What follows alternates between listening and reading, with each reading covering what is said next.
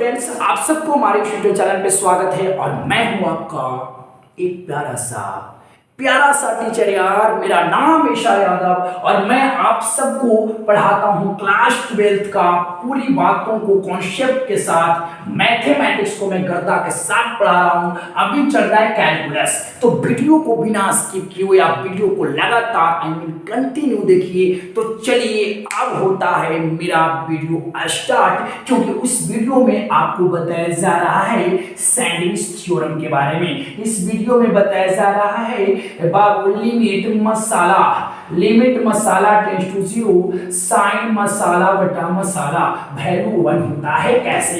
इन जितना भी कॉन्सेप्ट है इस कॉन्सेप्ट को बताया जा रहा है। तो चलो अब हुआ वीडियो स्टार्ट और अब हम लोग देखने वाले हैं सैंडविच थ्योरम को। बेटा एक बात बताऊं, यह सैंडविच थ्योरम आप लोग के लिए ना बहुत इंपॉर्टेंट होने वाला है। ये सैंडविच थ्योरम जिसे एक और नाम से आप जान सकते हैं बेटा, पिंचिंग थ्योरम। क्या बोलो, पिंचिंग थ्योरम। तो याद रखना बेटा, सैंडविच थ्योरम पूछा जाए या पिंचिंग थ्योरम पूछा जाए एक चीज है। तो बेटा याद रखना, सैंडविच थ्योरम और पिंचिंग थ्योरम क्या होते हैं और इसका यूज कहां पे है मैं बता देता हूं। क्लास 12th में जाओ हो ना, क्लास 12th वो टारगेट तो आपका कैलकुलस है, या अगर आप क्लास 11th का भी स्टूडेंट हैं तो आपके पास मैथमेटिक्स का 2 वॉल्यूम होगा और वह 2 वॉल्यूम जो है बेटा, उसमें सेकंड वॉल्यूम जो है वहां पे आपको दिखाई देगी सैंडविच थ्योरम और उसका यूज है, बहुत ज्यादा यूज है बेटा। यहाँ पे यूज होगा limit theta tends to 0 sine theta बटा थीटा, या इसको ये बोलो बेटा, समझो लिमिट मसाला, समझिएगा मसाला टेंड्स टू 0, समझना बेटा, लिमिट मसाला टेंड्स टू 0 साइन मसाला बटा मसाला। याद रखना बेटा इसका आंसर क्या होगा। तो याद रखना इसका आंसर देखो, मसाला टेंड्स टू 0, मसाला को 0 क्यों टेंड किया, साइन मसाला बाई मसाला वैल्यू 1 होगा। अब यहां से बात आती है, आप लोग तो क्लास 12th का स्टूडेंट होंगे, कोई विद्यार्थी और भी IIT जेईई का भी कोई विद्यार्थी होंगे, शायद सो भी आप है बेटा। यदि आप इसको आप अगर मेरे से हाउ लगा के पूछ देते हैं कि सर कैसे हो गया, WS क्वेश्चन लगा देते हैं कि लिमिट मसाला टेंड्स टू 0 साइन मसाला बाय मसाला वैल्यू 1 हाउ सर कैसे हो गया, तो उस बात को जब हम प्रूव करेंगे बेटा, इस बात को जब हम लोग साबित करेंगे ना, तो इस कॉन्सेप्ट का वहां पे यूज हो जाएगा। तो बेटा ये very important topic, this is very important. आना बेटा, what is sandwich theorem. Sandwich theorem में कितने फंक्शन रोल निभाएंगे उस चीज को देखते हैं। Let F, G and S are 3 function. देखो बेटा वीडियो स्किप मत करना। F, G and H are 3 functions. याद रखना आपके पास 3 फंक्शंस हैं। इस प्रकार है बेटा, such that limit x tends to a f of x and limit समझना बेटा, limit x tends to a g of x are equal। बात को समझिएगा, बात को समझना क्या मैं बता रहा हूं। आपके पास जो सैंडविच थ्योरम की मैं बात कर रहा हूं, उस सैंडविच थ्योरम में मिनिमम 3 फंक्शंस रोल निभाते हैं। 3 फंक्शंस की यहाँ पे काम होती है। जैसे आपको मैं बताया कि F, G and S are 3 functions, ये आपका 3 फंक्शंस है। समझो बेटा, F आपका फंक्शन है, देखो F of x एंड एक आपका G of x फंक्शन था, एक और अभी फंक्शन होगा H of x। समझना मैं क्या किया कि F of x में वेरिएबल कौन है बेटा, मेरा समझाने का आइडिया तो कुछ अलग है, मैं आपको 0 से समझा देने का काम करूंगा। इस फंक्शन में वेरिएबल कौन है, x। इस x को हम एक वैल्यू की ओर टेंड किए, a की ओर, देखो a की ओर टेंड किया। फिर क्या किया बेटा, फंक्शन g of x में मैं गया, इसमें भी चूंकि वेरिएबल x है तो उस x को हम a की ओर टेंड किए। अब देखो कि यहां पर x को a की ओर टेंड करें, जो फंक्शन जहां पर भागेगा, मतलब x को a की ओर टेंड करेंगे तो फंक्शन कहीं ना कहीं तो टेंड करेगा। सिमिलरली यहां भी x को a की ओर टेंड कर रहे हैं तो फंक्शन कहीं ना कहीं टेंड करेगा। मैं क्या किया कि दोनों को इक्वल कह रहा हूं, इतना और इतना इक्वल। इसका मतलब है कि जब x को a की ओर टेंड किए होंगे तो f ऑफ x जहां पे टेंड किया होगा वहां पे g ऑफ x भी टेंड किया होगा। बात सिंपल है ना। आ जाना बेटा, जरा यहां पर लॉजिक वाला बात समझिएगा, लॉजिकली बात समझिएगा बेटा। यहां पे एक बात जो है आपका शानदार है, समझना। h of x satisfy the inequality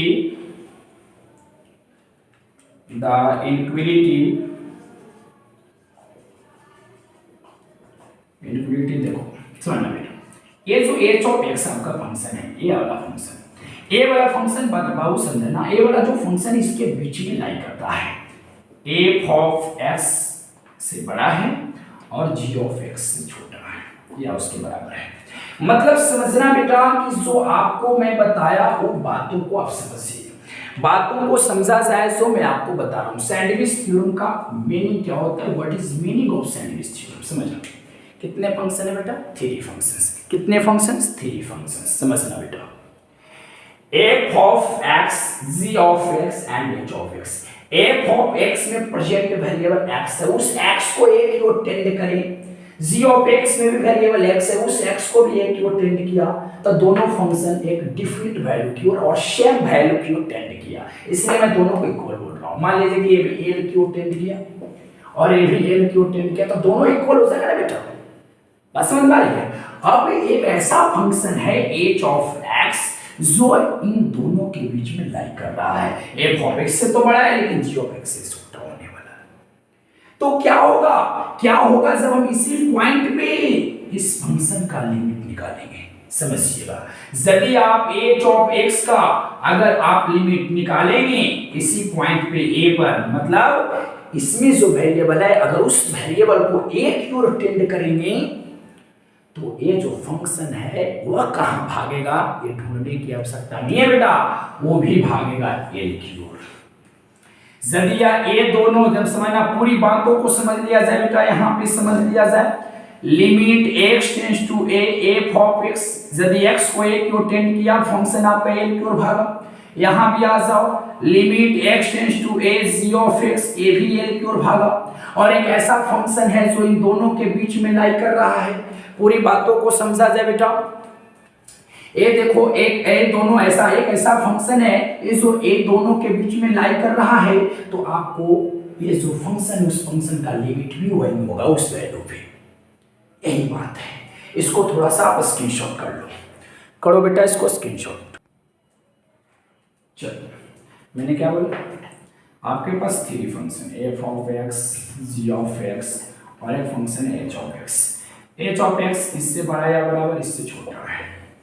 मैं क्या किया, एक पॉइंट ये है बेटा x इक्वल टू a, मैं एक पॉइंट पे इस फंक्शन का लिमिट निकाल, limit x tends to a f of x, ठीक है। और इसका आंसर मैं l पाया, मतलब x को जब a की ओर टेंड किया तो फंक्शन मेरा a की ओर गया।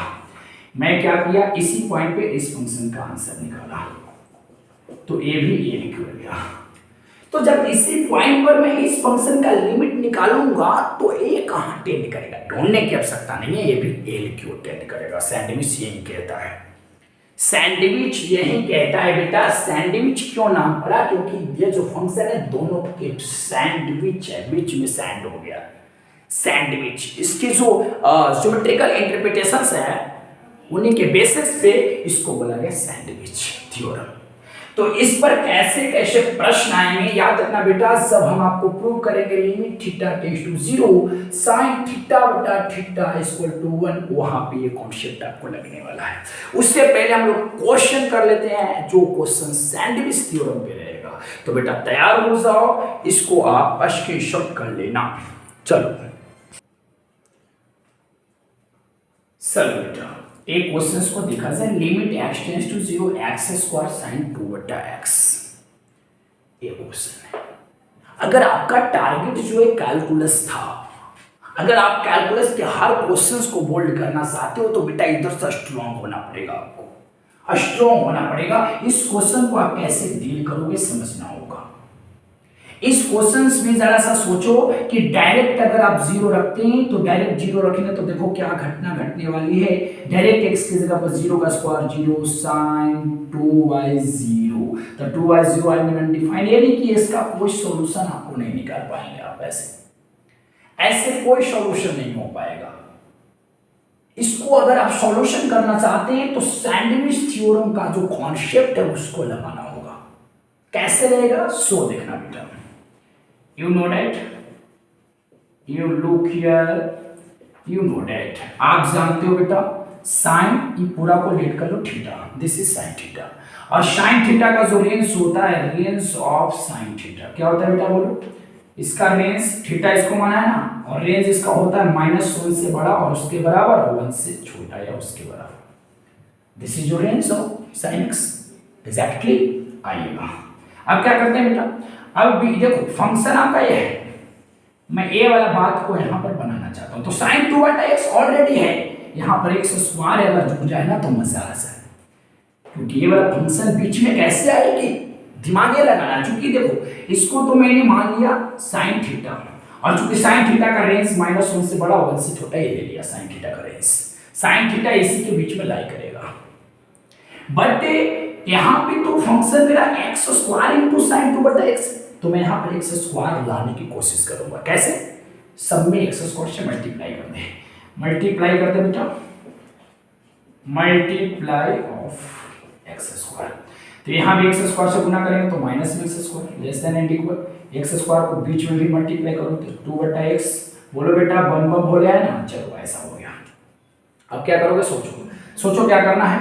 अब आपको करना क्या था कि लिमिट x टेंड्स टू 0 निकालना था। सब में लिमिट लगा देंगे, limit x tends to 0 minus में x स्क्वायर बेटा, माइनस में x square less than and equal, limit x tends to 0 x square sin 2/x less than and equal, limit x tends to 0 x square. सब में लगा दिया, बोलो बेटा लगा दिया या नहीं लगा दिया। चलो अब क्या करेंगे, इसको ऊपर उठा लेता हूं। चलो इसका आंसर आप बता सकते हैं, very simple, this is your polynomial function. बोलो बेटा पॉलिनोमियल फंक्शन, और जब भी पॉलिनोमियल फंक्शन हो तो आप x की जगह पे डायरेक्ट बैठा सकते हैं। तो इसका आंसर क्या हो जाएगा, 0। क्या हो जाएगा इसका आंसर 0। और चलो limit x tends to 0 sin x square sin 2/x less than and equal. बोलो बेटा इसका आंसर क्या होने वाला है, this is your polynomial function. तो x का मान डायरेक्ट रखेंगे तो 0 का स्क्वायर 0। तो सोचो जरा सा, सोचो आपके पास 3 फंक्शन था, एक फंक्शन ये था जो -x स्क्वायर था, एक फंक्शन यहां भी था x स्क्वायर था। तो एक फंक्शन का जब लिमिट निकाला गया 0 पे तो आंसर क्या मिला 0, और इस फंक्शन का जब लिमिट निकाला गया 0 पे तो क्या मिला आंसर 0। तो जरा सोचो, इस फंक्शन को आप f(x) सिलेक्ट कर सकते हो, इस फंक्शन को आप g(x) सिलेक्ट कर सकते हो, और दोनों जो है फंक्शन, दोनों फंक्शन में जो वेरिएबल है उस वेरिएबल को मैं 0 की ओर टेंड किया, यहां भी टेंड किया, यहां भी टेंड किया, ए भी 0 की ओर भागा, ए भी 0 की ओर भागा, तो बीच वाला कहां भागेगा। सैंडविच ही कहता था ना कि अगर दो फंक्शन के बीच में अगर मैं लाइक कर रहा हूं, यदि दोनों फंक्शन जो मेरे ये मेरा फंक्शन है, मेरा फंक्शन, ये दोनों फंक्शन है, ए जब इसको मैं जब टेंड कर रहा हूं किसी वैल्यू की ओर और इसको उसी वैल्यू को टेंड करो तो दोनों सेम वैल्यू की ओर भाग रहा है, तो मैं भी सेम उसी की ओर जाऊंगा।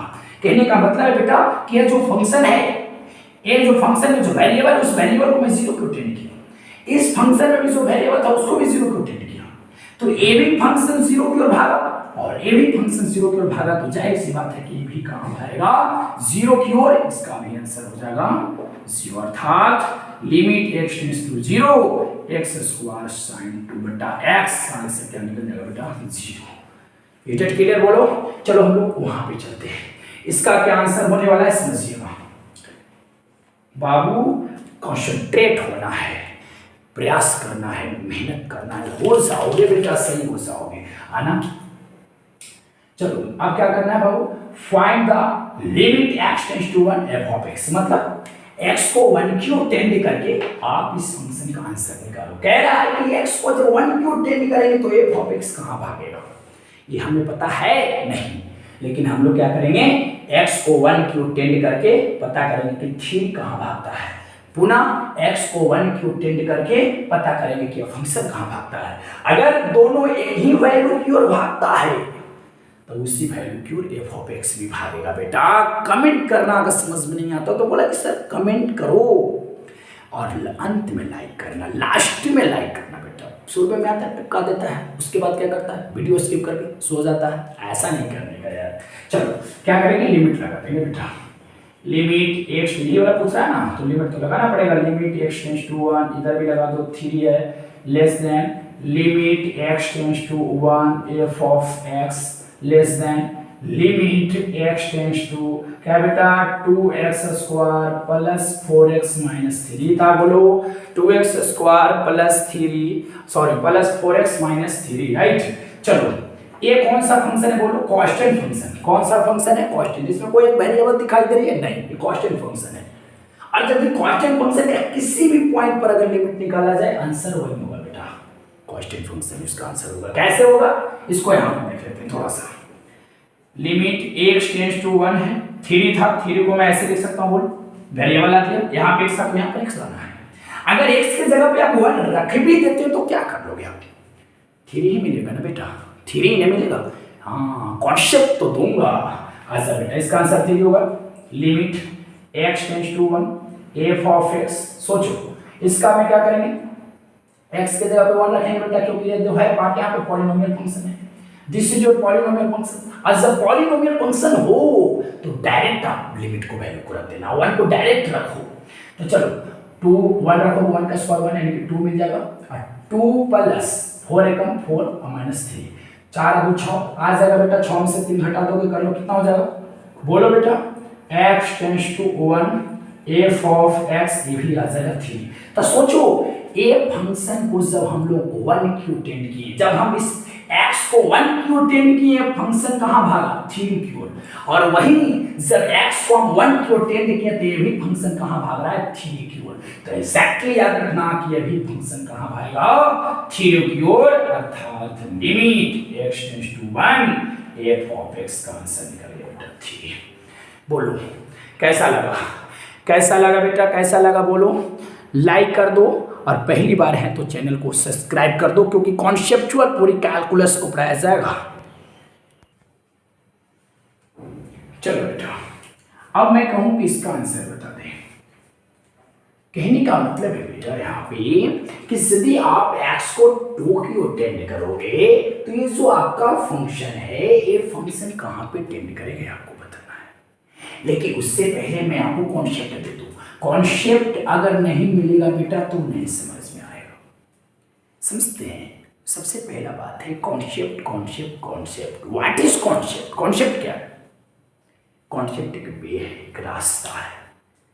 बस समझ में आ रही है। जब आप कहीं पे जा रहे हो रास्ता भूल गए तो आप क्या करते हैं, किसी पर्सन से पूछते हैं तो एक्चुअली वो कॉन्सेप्ट बताता है और उस कॉन्सेप्ट पर काम आपको खुद करना, तो रास्ता बता दे उस पर चलना आपका काम है। सिमिलरली कॉन्सेप्ट मैं बताऊंगा, काम आपको करना है। समझ ले बेटा, बात को समझिएगा। कॉन्सेप्ट क्या है, यदि आप लिमिट से रिलेटेड क्वेश्चन को बना रहे हैं, लिमिट से रिलेटेड अगर क्वेश्चन को आप बना रहे हैं, यदि फंक्शन बेटा, यदि फंक्शन रेशनल हो, रेशनल फंक्शन मिल जाए, यदि रेशनल फंक्शन मिल जाए तो सोचना है। अगर पॉलिनोमियल मिलता है तो कुछ नहीं सोचना है। अगर पॉलिनोमियल फंक्शन मिला तो कुछ नहीं सोचना है। देखो यहां पर मैं बता दूं आपको, जैसे क्वेश्चन ऐसा मिलता है लिमिट x टेंड्स टू 2 और x square minus 9x plus 2 ऐसा मिलता, तो this is your polynomial functions बेटा। तो पॉलिनोमियल फंक्शंस है तो यहां पर आपको किसी टाइप का मन में बात नहीं लाना है, थिंकिंग नहीं करना है, नेगेटिव थिंकिंग नहीं लाना है। आप डायरेक्ट आप x की हटा दो और 2 डाल देना, I mean 4 minus 18 plus 2 6 I mean minus 12 इसका आंसर हो जाएगा। मतलब कि जब आप x को 2 की ओर टेंड करेंगे, ले जाएंगे, चाहे लेफ्ट से ले जाओ चाहे राइट से ले जाओ, यह फंक्शन आपका भाग जाएगा माइनस 12 की ओर। इसका मीनिंग समझ बात को। बट अगर रेशनल फंक्शन हो, पॉलिनोमियल है कोई दिक्कत नहीं, rational function, what is rational function? Rational function का मतलब होता है कि बेटा ऊपर भी रहेगा पॉलिनोमियल फंक्शन, न्यूमरेटर भी रहेगा पॉलिनोमियल और डिनोमिनेटर भी रहेगा पॉलिनोमियल फंक्शंस, तो पूरा को बोलते हैं रेशनल फंक्शंस। सिमिलरली देख सकते हैं ऊपर में बोलो पॉलिनोमियल है, this is your quadratic polynomial, बोलो बेटा this is your quadratic polynomial, तो ऊपर में भी आपका पॉलिनोमियल फंक्शन है, नीचे this is your linear polynomial, linear polynomial, तो ऊपर में भी आपका पॉलिनोमियल फंक्शन, डिनोमिनेटर भी पॉलिनोमियल, तो टोटल क्या है बेटा आपका रेशनल फंक्शंस। तो यहाँ पे आपको दिमाग लगाना होगा, जरा सा रखते के देखते हैं, एक रख के देखो x की जगह पे 2 रख के देखो, तो 2 के पावर 2 - 4 बटा 2 - 2 आई मीन आ जाएगा 4 - 4 बटा में 2 - 2 आई मीन 0 बटा 0, और इसको बोलते हैं इनडिटरमिनेट फॉर्म, इनडिटरमिनेट फॉर्म। तो बेटा सब ये इनडिटरमिनेट फॉर्म है, तो ये कोई मायने नहीं, इसका कोई आप आंसर कैलकुलेट नहीं कर पाए हैं, आप इस टाइप से चलें जिससे आपको इनडिटरमिनेट फॉर्म मिल गया, और यही आप गलती करते हैं। जब भी आपको याद रखना, आप लिमिट के क्वेश्चंस को जब कैलकुलेट करना, जब भी आपका फंक्शन रेशनल पकड़ा जाए, तो वहां पे आप सोचना बेटा कि x के वैल्यू को रख देने से मेरा इनडिटरमिनेट फॉर्म तो नहीं मिल जाएगा। अगर इनडिटरमिनेट फॉर्म मिलने का डर है बेटा, तो दिमाग लगाएंगे, आपको सोचना है, आप इसको दिमाग से ही बना सकते थे कुछ इस प्रकार से, समझिए इस प्रकार से दिमाग लगाइएगा। कब दिमाग लगाना है बेटा? जब आपको मिल जाए इनडिटरमिनेट फॉर्म रख देने से। अगर नहीं रख, अगर ऐसे होता तो मजा आ जाता, लेकिन बेटा ऐसे है ना, तो सोचना पड़ेगा। देखो क्या करेंगे, लिमिट ऊपर वाला को मैं लिख दूंगा, समझना लिमिट x टेंड्स टू 2 है, ऊपर वाला को मैं लिखूंगा x स्क्वायर माइनस 4 को लिखूंगा 2 के स्क्वायर बटा में x माइनस 2। आप क्या करूंगा बेटा सोचो, limit x tends to 2 a square minus b square, एक बार जोड़ के और एक बार क्या होता है घटा के बटा में x माइनस 2, ये कट गया बाबू, आ गया कितना आपको सोचो, आ गया limit x tends to 2 x plus 2 आया। अब देखो कितना सिंपल फॉर्म ले आया मैं, आ गया ना सिंपल फॉर्म में, ये this is your polynomial functions. बोलो बेटा ये हो गया आपका पॉलिनोमियल फंक्शंस। हुई दिस पॉलिनोमियल फंक्शंस, ये कौन सा फंक्शन है, कौन सा बहुपद फलन है? लीनियर ना, लीनियर है ना बेटा, रैखिक, क्योंकि पावर कितना है 1 है। अब आराम से रख देंगे, तो 2 रखोगे तो कितना मिल जाएगा आंसर 4, 2 + 2 4। तो इस टाइप से आपको सोचना है, इनडिटरमिनेट फॉर्म से बचना होगा आपको। आज यदि आप इनडिटरमिनेट फॉर्म से बच जाते हैं, आंसर तो आना ही है ना।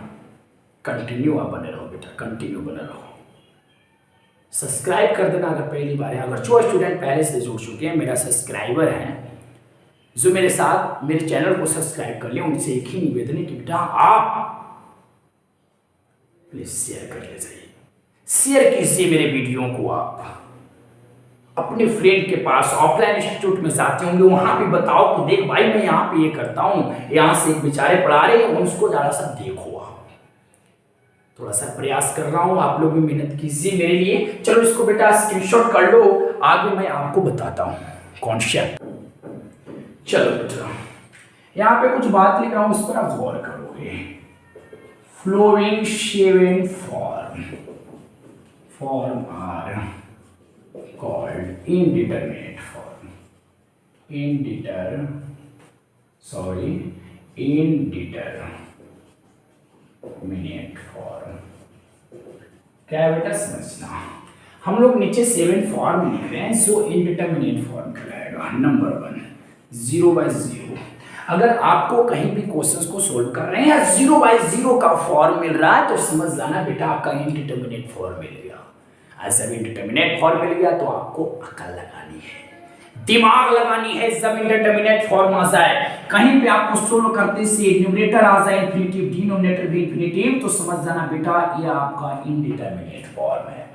माइंड लगानी होगी, क्या लगानी होगी? माइंड लगानी होगी। अगर कहीं पे बेटा आप सोल्व कर रहे हैं 0 × इंफिनिटी मिल गया, तो this is your indeterminate form, ये भी आपका इनडिटरमिनेट फॉर्म है बेटा, ये भी आपका इनडिटरमिनेट इंडिटरमिनेट फॉर्म है। कहीं पे आपको ऐसे मिल जाएगा infinity minus infinity, this is your indeterminate form, ये भी आपका इनडिटरमिनेट फॉर्म है बेटा। कहीं पे आपको ऐसे मिल जाएगा 1 की पावर इन्फिनिटी, तो this is your indeterminate form. ऐसे से बचना है बेटा, कैलकुलेशन करने से बचना है 0 के पावर 0, तो this is your indeterminate form. एक और ले लो बेटा, इन्फिनिटी के पावर 0। ये जो मैं 7 फॉर्म आपके सामने रखा, 0/0, infinity by infinity, 0 into infinity, infinity minus infinity, 1 के पावर इन्फिनिटी, 0 के पावर 0, इन्फिनिटी के power 0, these are called indeterminate form. ये सब आपका इनडिटरमिनेट फॉर्म कहलाएगा। आपको मैं एग्जांपल के लिए बता देता हूं, एक बात मैं एग्जांपल के लिए बताता हूं, समझो। एग्जांपल के लिए बताता हूं। Number 1, limit x tends to 1, limit x tends to क्या बेटा 1, x स्क्वायर माइनस 1 बटा में x माइनस 1। अब जरा सा सोचो, अगर कोई बकलोलवा स्टूडेंट आया, x की जगह पर डायरेक्ट 1 रख दिया, तो 1 का स्क्वायर 1 ऐसे हो जाएगा, रख देगा। चलो, तो ऊपर में भी 0 मिलने वाला है, नीचे में भी 0 मिलने वाला है, आ गया ना। चलो, ये तो पहला हो गया, इंडिटरमिनेट फॉर्म ले आया। तो यहाँ पर तो आपको दिमाग लगाना होगा। इस क्वेश्चन को सोल्व करोगे, आप डायरेक्ट रख दोगे तो प्रॉब्लम है ना बेटा। इंडिटरमिनेट फॉर्म आया ना, तो यहाँ से आपको माइंड लगाना होगा, वही mind A square minus B square, इसको ऐसे लिखना होगा। तो इसको बनाने का तरीका क्या हो जाएगा बेटा, बोलो। Limit x tends to 1, A square minus B square पर तोड़ोगे तो एक बार घटा के एक बार जोड़ के आप बटा x माइनस 1 दांत हार लगा बेटा, तो आपका क्या आ जाने वाला है, बोलो क्या आने वाला है, लिमिट x टेंड्स टू 1। अब फंक्शन आपका हो गया x प्लस 1, डायरेक्ट आप x की जगह पे 1 रख सकते हैं, आंसर आ गया 2 होगा। तो आपको माइंड लगानी होगी, याद रखिएगा। अब ये सब फॉर्म से आपको बचाना है। कहीं भी अगर आप क्वेश्चंस को सोल्व कर रहे हैं, ऐसा फॉर्म आज याद कर लो, ऐसा फॉर्म आज जा रहा है तो समझ जाना कि आप कहीं ना कहीं मिस्टेक कर दे रहे हैं। इनडिटरमिनेट फॉर्म लाना है का मतलब आप लिमिट का क्वेश्चन सॉल्व नहीं कर पाएंगे। तो बेटा इसको आप कर लो स्क्रीनशॉट। अब हम लोग नेक्स्ट कॉन्सेप्ट नेक्स्ट वीडियो में करेंगे, नेक्स्ट कॉन्सेप्ट नेक्स्ट वीडियो में करेंगे। तो बेटा यहाँ तक अगर आपको अच्छा लगा तो लाइक करो, चैनल को सब्सक्राइब